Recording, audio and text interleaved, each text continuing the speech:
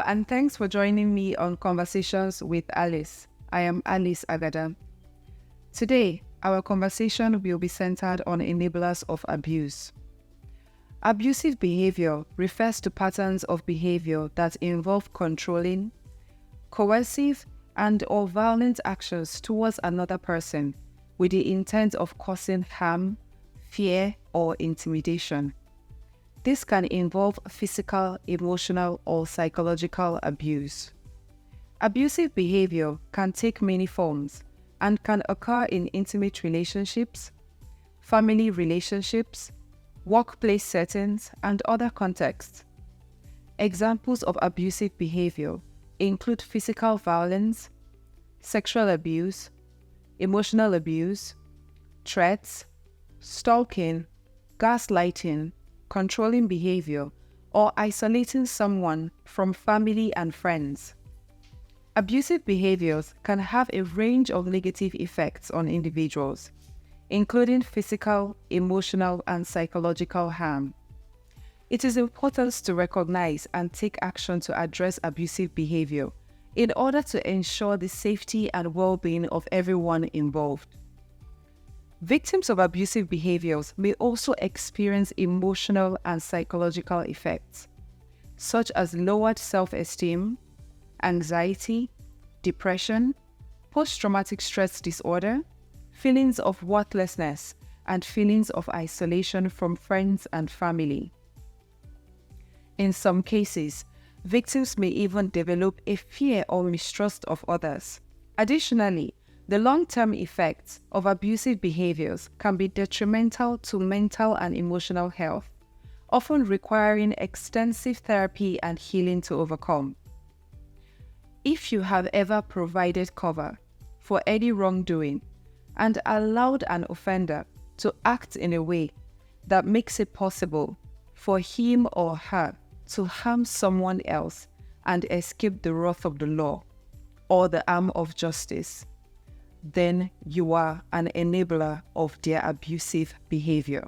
Every time you provide justifications for the bad habits or behavior of your friends or family members, know that you are the enabler who knowingly or unknowingly provided the oxygen the abuser needed to perpetrate his or her misguided actions.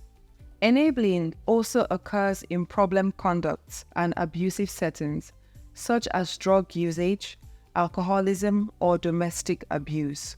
It does not always imply that the enabler actively encourages a person's destructive conduct or addiction.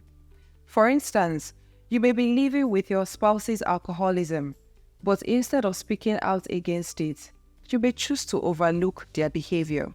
Here are some instances of enabling in an abusive or problematic setting: providing justifications for another person's violent fury, providing cover for an abuser and preventing the public from seeing an abuser's destructive behavior, accepting the harmful effects of another person's poor decisions, settling the debts of a person struggling with a gambling addiction, refusing to defend yourself when enduring physical, emotional, or verbal abuse, sharing the abuser's facts or vision of reality with other people without obtaining confirmation of the facts of the situation, maintaining a secret for the abuser, such as incest or sexually abusive behaviors. You are an enabler every time you gaslight, deny, or scapegoat the abuser's victims. You become an enabler every time you play a part in an abusive triangle as either a victim or protector by refusing to recognize the abuser as the perpetrator. An enabler may support the atrocities of an abuser for a variety of reasons. Some enablers might do it out of intimidation or fear. They may fear that the abuser would hurt or harm them if they don't comply, because the abuser may have threatened to deal with them if they don't do as they are told. Enablers frequently exhibit a lack of readiness to establish boundaries with the abuser and a compulsion to win their favor at all costs. They often lack confidence and believe they would perish without the abuser in their lives. A few other enablers could support the abuser because they crave attention. Being in a relationship with the abuser may give them a sense of validation and self-worth, and they are afraid of losing that. Some enablers merely refuse to acknowledge the negative aspects of their relationship. They may be too worn out to confront the abuser, or they might just be living in denial. Oftentimes, abusers have family members who support them, such as a spouse, parent, child, or sibling. Additionally, they might have supportive friends, colleagues, workers, and other people in their social network. For a number of reasons, including misplaced caregiving, self-doubt, fear, and desires for power, people become abusers' enablers. They gradually turn into enablers even without knowing it. Negative behavior is enabling. It differs from caring for and supporting your family member. It stems from a desire to stay out of a fight or address real issues. Additionally, the enablers will soon discover that they are bearing more of the blame for the activities of the abuser. What the enabler is, however, not aware of is that what he or she is doing will allow the enabled person to carry on with his or her conduct, and this can eventually harm their loved ones, especially children. Try these strategies to quit enabling a person's abusive behavior. Rather than just ignoring or tolerating the problem, confront the person about it. Stop bailing them out needlessly by paying their debts or resolving their issues. Saying no when it is required is acceptable. Covering up for our families and friends and hiding their atrocities or even denying that they exist is not the true test of our love for them. When you do this, you are leading them on and may inadvertently cause them to hurt themselves and break your own heart. Many of us have friends or family members who struggle with certain habits or addictions. Despite our best intentions to help them, we often find ourselves unknowingly enabling their behavior. Enabling is when we provide someone with the means to continue their harmful behavior. Even if it is unintentional, we might make excuses for their behavior, placing blame on external factors rather than acknowledging their personal responsibility. We might also ignore warning signs, such as physical or emotional changes, for fear of upsetting our loved ones or being perceived as judgmental. Sometimes we may offer to take on responsibilities for them, assuming that we are helping them, when in reality, we are preventing them from facing the consequences of their actions. Enabling them can ultimately lead to a worsening of the problem, as we inadvertently reinforce the belief that our loved one's behavior is acceptable. Instead of enabling, it is important to have open and honest conversations with our loved ones, expressing our concern and encouraging them to seek help. We can also support them in healthy ways, such as attending support groups or recommending professional help. Remember, enabling is a common pitfall, but with awareness and effort, we can break the circle and help our loved ones on a path towards recovery. There are several ways that society can shun abusive behaviors. Discouraging abusive behavior is an important step towards creating a safer and more peaceful environment. By taking a comprehensive approach that includes awareness, education, support, and accountability, society can work to prevent and shun abusive behavior. Here are some suggestions on how to discourage abusive behavior and stop being an enabler of its occurrence. 1. Encourage open communication. People must be encouraged to speak up and share their experiences. This will help create awareness about the severity of abusive behavior and bring more attention to the issue. 2. Educate the public. Education is key to understanding abusive behaviors and their impact on individuals, and society as a whole. Schools, community centers, and workplaces should promote education on respectful and non-violent communication. 3. Support victims.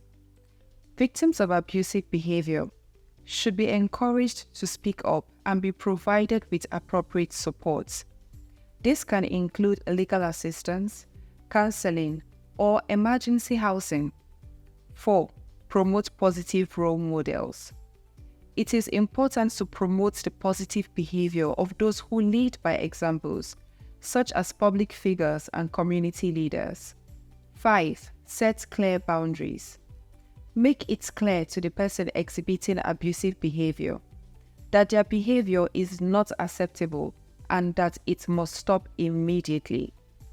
6. Hold abusers accountable. There must be consequences for those who engage in abusive behavior.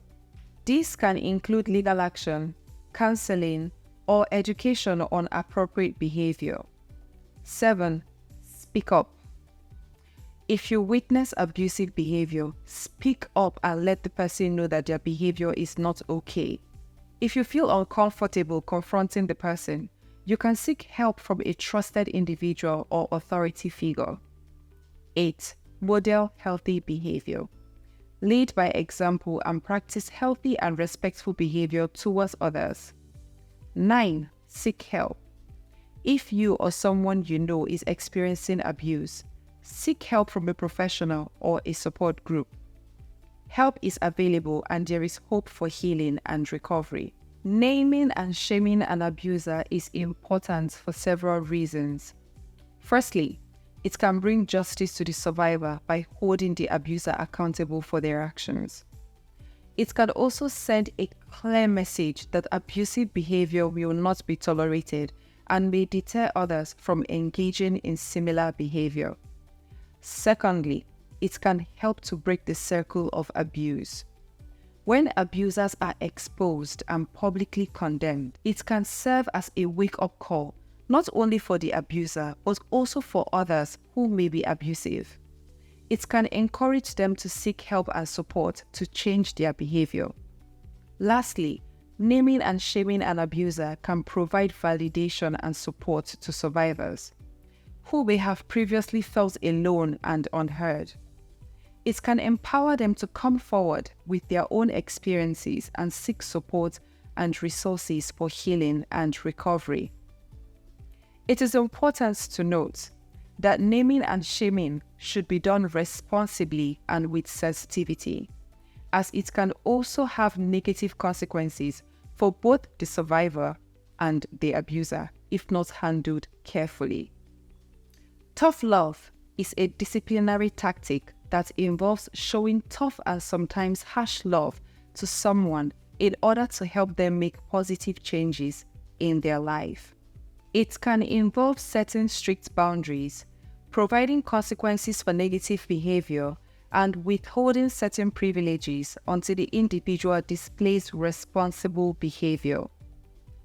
Tough love is often used as a last resort when other methods of intervention have failed, or when it is clear that the individual is in danger of harming themselves or others. Ultimately, the goal of tough love is to encourage personal responsibility and growth in the individual receiving it.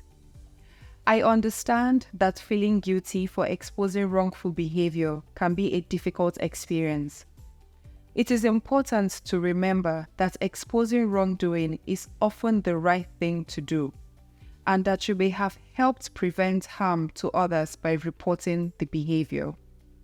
It is natural to feel conflicted about this situation, but it is important to focus on the positive impact that your actions may have had. You may have helped bring justice to someone who has been wronged, or prevented others from being harmed by the person's actions. It may be helpful to talk to someone you trust about how you are feeling, such as a friend or therapist. They can offer you support and help you walk through any lingering guilt or anxiety. Remember that doing the right thing is often the hardest thing, but it is important to prioritize integrity and honesty in our actions. Let's keep the conversations going. See you next time, and bye for now.